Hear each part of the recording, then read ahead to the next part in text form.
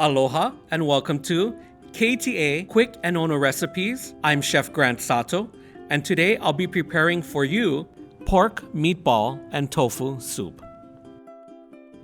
Place the ground pork, garlic, cilantro, green onions, fish sauce, and black pepper into a bowl and mix well until a sticky mixture is formed.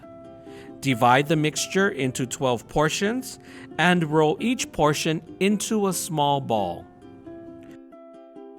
Place the chicken stock into a medium-sized pot. Bring to a quick boil. Once boiling, add in the pork meatballs, napa cabbage, and tofu. Simmer for 5 minutes or until the meatballs start to float.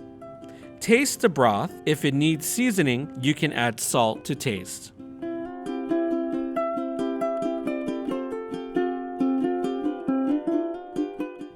For this recipe and more, please visit ktasuperstores.com/recipes.